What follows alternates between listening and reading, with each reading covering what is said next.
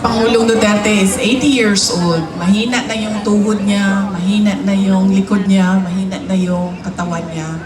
At kakaawa siya sa sitwasyon niya doon.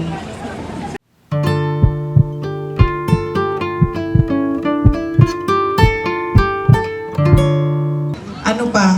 Anong tanong ninyo? Ay!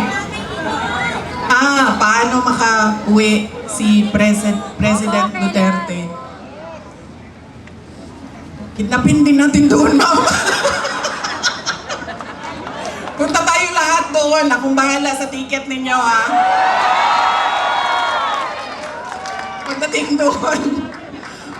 doon, kidnapin. Alam nyo, kawawa siya kasi nung tumawag siya, kinento niya sa akin, diba? Bakit kailangan diretso 10 yung mga senador? Sinabi niya sa akin in Bisaya, sabi niya sa akin, ayaw biya akong kalimti din ha, basin makalimtan ko nimo, mabulok ko din ni. Huwag mo akong kalimutan dito. Baka makalimutan mo ako, mabubulok ako dito. Yan ang totoo. Si Pangulong Duterte is 80 years old. Mahina na yung tuhod niya, mahina na yung likod niya, mahina na yung katawan niya. At kakaawa siya sa sitwasyon niya doon.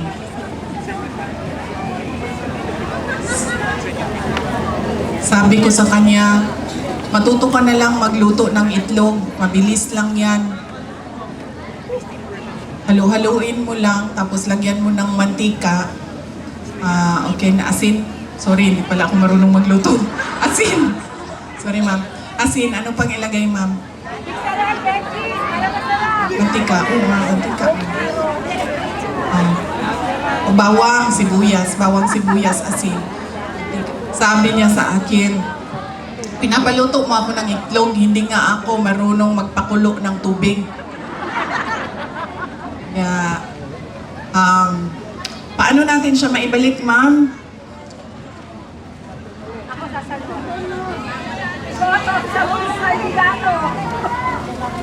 Ituloy lang natin yung kanyang nasimulan na pagbabago.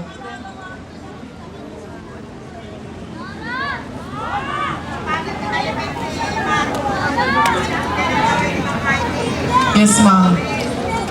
Kapatid niya ang presidente ng Pilipinas. Ang problema nito, ma'am, nagsabi na ang kapatid niya na hindi daw niya kapatid ito, ma'am. Itinangkwil na po ito ng kapatid niya, ma'am. Nakakaawa din. Madami ang nakakaawa ngayong panahon na ito. Hindi lang si President Duterte, hindi lang si Senator Amy Marcos, mga tao na nagugutom, mga tao na biktima ng kriminalidad, mga tao na walang oportunidad sa trabaho. Alam niyo ba kung gaano kadami ang ating mga kababayan na nagpupumilit pumunta sa abroad para magtrabaho?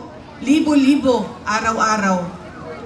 Dahil wala tayong nakikita na oportunidad dito sa ating bayan.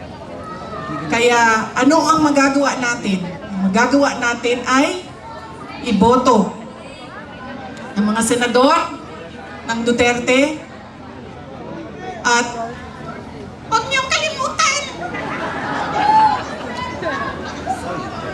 O hindi, babalik talaga ako dito. Chan! Huwag niyong kalimutan iboto si Carla Lopez, ang ating congressman. Sir, pag in-impeach mo pa ako pangalawang beses, sir, hindi ko na lang... Malampasan ko yung isang impeachment, yung susunod na impeachment, siya din yung pipirma. Tinuog ko.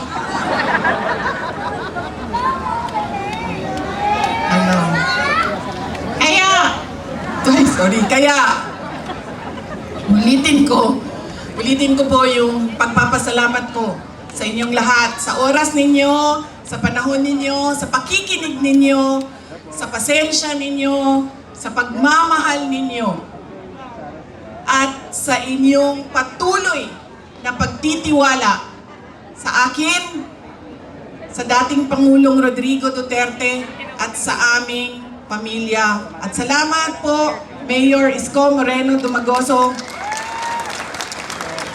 sa pagpapahiram ng microphone, kuryente, LED wall at stage ngayong gabi na ito. Napakabait niyo po. Alam niyo ba, mahirap maghanap ng stage. Subukan mo ba? Mahirap maghanap ng stage ngayon ha. Kahapon doon ako sa Bacolod. Meron na akong rally. Sabi ko, rally. Oo nga eh. Dalawang bangko dapat, Mayor, kasi hindi ako kinakaya ng isa lang. Sabi nung kasama ko kahapon, ayan na yung chair, tumayo ko na lang dyan. Sabi ko, kulang yan, kumuha ka ng isa, hindi ako kaya ng isa lang, dapat dalawang bangko. Dalawa na yung rally, okay na.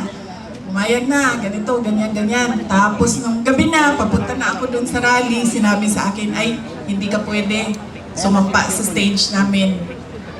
Dahil, dahil Duterte ka. Mahirap talaga maghanap ng stage ngayon.